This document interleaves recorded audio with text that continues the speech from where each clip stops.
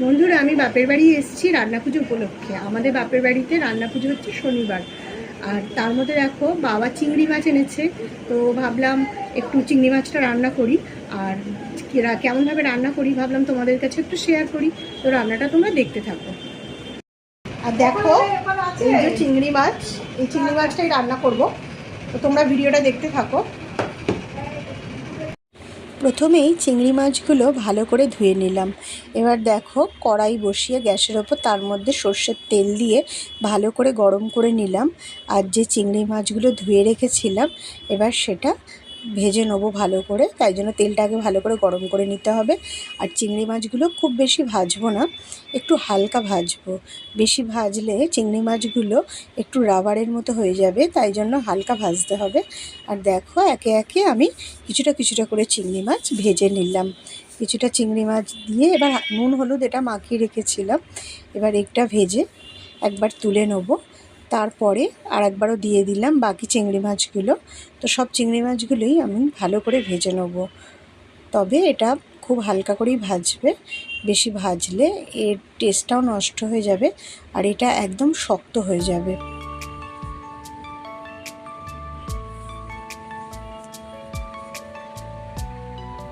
দেখো, চিংড়ি মাছগুলো আমার সব ভাজা হয়ে গেছে। এবার আমি কড়াইয়ের মধ্যে আমি একটু গরম মশলা, আস্ত গরম মশলা ফোড়ন দিলাম, শুকনো লঙ্কা দিলাম, আর তারপর দিলাম একটু রসুনগুলোকে একটু থেতো করে নিয়েছিলাম। এবার রসুন, গরম মশলা, শুকনো লঙ্কা একটু ভালো করে ভাজা ভাজা করে নেব। আর তারপর যে পেঁয়াজটা কুচিয়ে রেখেছিলাম এর মধ্যে এবার পেঁয়াজ কুচিয়ে দিলাম। এবার যা যা পেঁয়াজ কুচি, রসুন, এবার এগুলো ভালো করে সব ভেজে নিতে হবে। আর তারপরই কড়ার মধ্যে দিলাম টমেটোগুলো একটু কুচিয়ে ভালো করে দিয়ে দিলাম, যাতে টমেটোগুলো একটু নরম হয়, পেঁয়াজগুলো একটু নরম হয়। তো দেখো, টমেটো পেঁয়াজ সব দিয়ে এবার এটার মধ্যে একটু নুন দিলাম, একটু তাড়াতাড়ি নরম হবে বলে নুন দিয়ে দিলাম। এবার এটাকেও নিয়ে একটু নাড়াচাড়া করতে হবে, যাতে টমেটো পেঁয়াজগুলো খুব ভালোভাবে নরম হয়ে যায়। আর যে আদাটা আমি বেটে রেখেছিলাম সে আদা বাটাটাও এর মধ্যে দিয়ে দিলাম।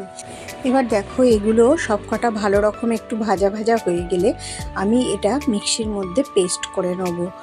আর একটু হলুদ গুঁড়ো দিয়েছিলাম এই পেঁয়াজ ভাজা আর টমেটোর মধ্যে। দেখো, আমি মিক্সিতে পেস্ট করে নিয়েছি পেঁয়াজ টমেটো যেগুলো ভাজা ভাজা করা হয়েছিল। তারপর হলুদ গুঁড়ো আর লঙ্কার গুঁড়ো দিয়েও এটাকে ভালো করে নাড়াচাড়া করতে হবে, যাতে এটা কাঁচা গন্ধটা না থাকে। আর আমি একটু কাজু বাদাম বেটে রেখেছিলাম, তো এর মধ্যে একটু কাজু বাদাম বাটাও দিলাম। আর কাজু বাদাম বাটাটা দিলে এটার টেস্টটা খুব ভালো আসবে, তাই এর মধ্যে একটু কাজু বাদাম বাটাও দিয়ে দিলাম।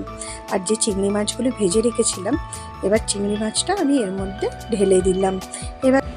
এবার দেখো, চিংড়ি মাছগুলোকে দেওয়ার পর এটাকে ভালো করে একটু এটাও মশলার মধ্যে ভালো করে নাড়িয়ে চাড়িয়ে নিতে হবে। আর মশলা তো ভালো করেই কষানো আছে, কিন্তু চিংড়ি মাছগুলো একটু ভালো করে ফোটাতে হবে, কেননা চিংড়ি মাছগুলো এখনও কিন্তু শক্ত আছে। আর আমি চিংড়ি মাছগুলো খুব হালকা করেই ভেজেছিলাম। এবার দেখো, এটা ভালো করে নাড়িয়ে চাড়িয়ে ভালো করে ফুটিয়ে নিতে হবে। নিলেই দেখো, চিংড়ি মাছের যে নতুন রেসিপিটা আমি করলাম সেটা কিন্তু খেতেও খুব দারুণ হয়েছিল।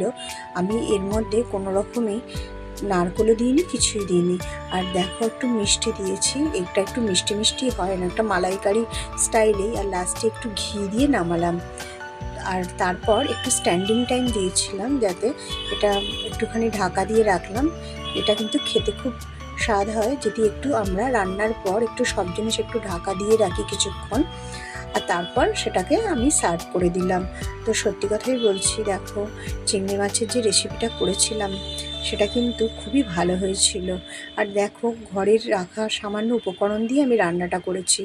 তো তোমরা এই ভিডিওটা কেমন লাগলো সেটা কিন্তু অবশ্যই জানিও।